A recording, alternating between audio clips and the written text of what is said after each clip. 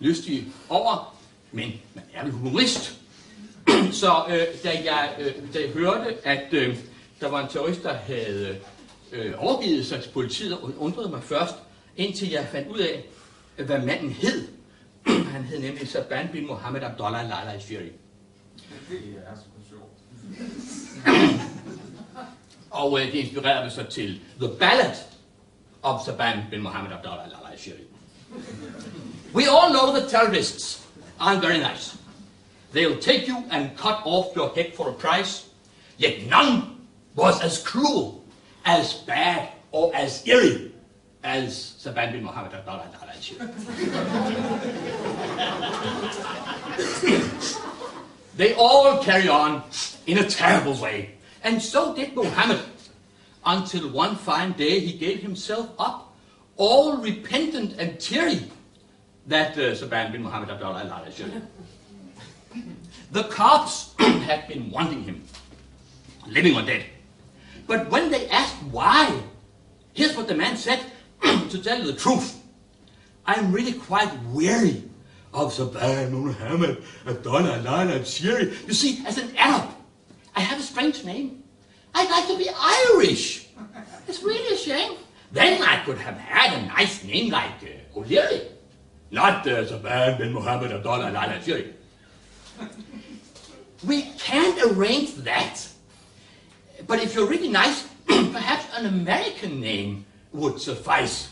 We'll talk to the French ambassador, dear Saban bin Mohammed Abdullah Lala al-Shiri. And that's what they did. Yes, they had a nice talk. Mohammed is happy and lives in New York.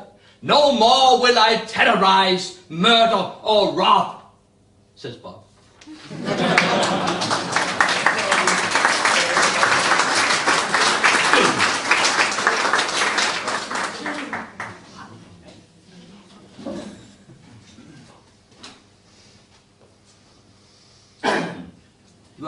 Det var ganske pudsigt selvfølgelig, men der skal også pudsige ting her i landet.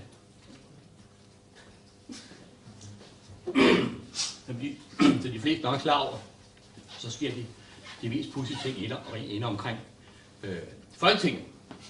Jeg hørte her for nylig, lige før jul, at Pia Kjærsgaard var på vej ud fra tinget, da hun ser en lille dreng stå på et gadehjørne med en stor papkasse med valgbind, som en bitsmå valgbind, ikke mere end en uge gammel, og så valgbind til salg, hundevalg til salg. Nu er det jo lige op til jul. Det er jo altid en god julegave. Så hun skal lige hen og høre, hvad de her valgbe koster. Ja, 500 kroner, siger drengen. Det er jo ikke så urimeligt, så hun må da gerne have en hund. Godt lige være sikker på, at det nu også er danske hund. Og ikke et eller andet, en anden generations. Danske, siger drengen. Han stemmer alle sammen med Dansk Folkeparti. Og det ved jo godt alle sammen, at mere dansk kan man ikke blive. Så hun køber en. Men et par dage efter, så kommer hun igen forbi samme sted, og så står drengen der igen og siger, hundevalg til salg, hundevalg til salg, socialistiske hundevalg til salg. Og så føler hun sig lidt snydt, og går hen til drengen og siger, hvad er det for noget socialistiske hundevalg? Jeg synes, du sagde, at de alle sammen stemte på Dansk Folkeparti. Ja, siger drengen, det gjorde de også, men nu har de fået øjne.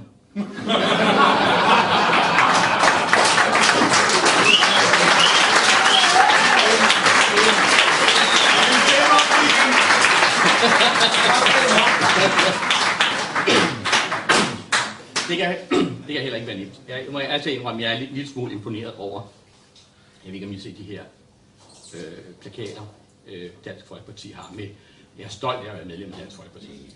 Altså, men et er at være medlem af Dansk Folkeparti, men jeg er stolt af det. Altså.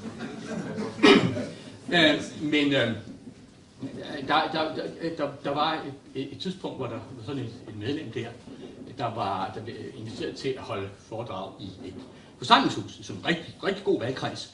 Ikke så mindre, da han kommer ind i lokalet, så ser han helt nede ved indgangen, der sidder en ret stor mand i blå overall, og ser ikke specielt venlig ud. Og ganske rigtigt, næppe er foredragsholderen gået i gang med at beskrive Dansk Folkepartis herligheder, før det lyder ved sidste række. Jeg er socialdemokrat. Jeg er ligeglad, jeg er socialdemokrat. og det gentager sig nogle gange. Og til sidst, så skyder DF'eren hjertet op i livet og siger, måske kan den her, det er på sidste række, forklare os andre, hvorfor han er socialdemokrat. Ja, siger man, min far var socialdemokrat, og hjemme hos os, der stemte socialdemokratisk. Nå, så kan han, hvorfor stemte han? Hvorfor var han så socialdemokrat? Ja, siger man, min bedstefar, han var fagforeningsmand, og han var socialdemokrat. Siger DF'eren, fordi din far og din bedstefar er socialdemokrater, behøver du ikke at være det. Men hvad nu, hvis din far og bedstefar havde været nazister? Ja, siger man, så er jeg jo nok stemt på Dansk Folkeparti.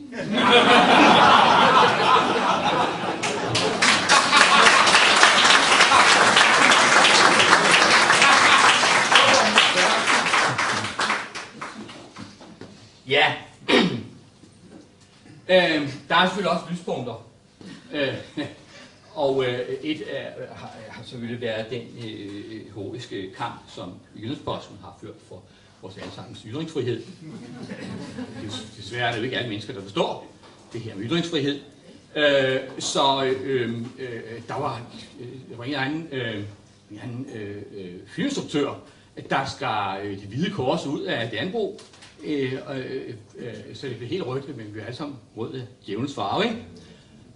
Og det blev man selvfølgelig. Der var en mand i Bøvling Bjerg, der blev meget vred og meldte ham til politiet. Og det inspirerede mig så til følgende opsummering, hvor ytringsfrihed har dog grænser, som terrorister ikke enser, samt visse folk på venstrefløjen med frihedskæmper på trøjen.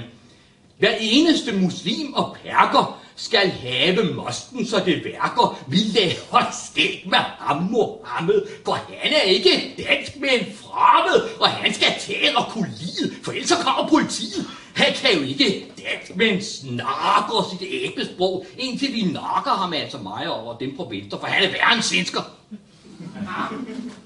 Men fjerner en person en dag ødningekorset fra vort flag, og hejser det ægte rødt, så bliver vi sgu straks lidt stødt.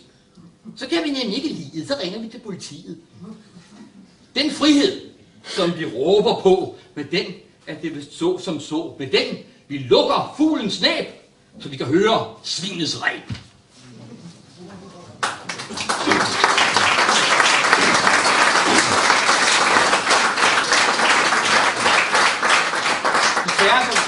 Desværre vendte denne nationale stolthed sig jo snart til sorg, da det viste sig, at der var nogle af disse her aber, der ikke ville købe vores varer længere.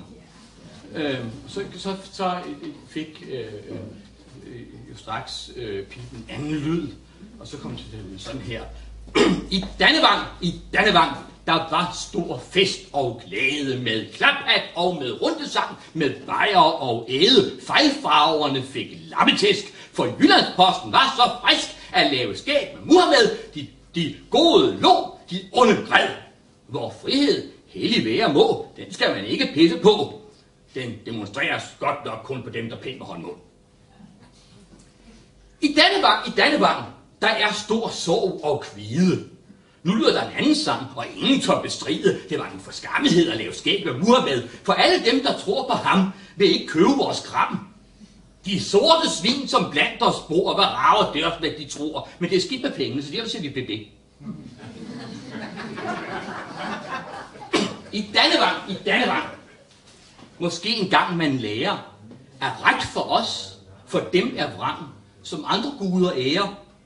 Så finder vi måske igen i andre landes folk en ven, så vi leve kan i fred.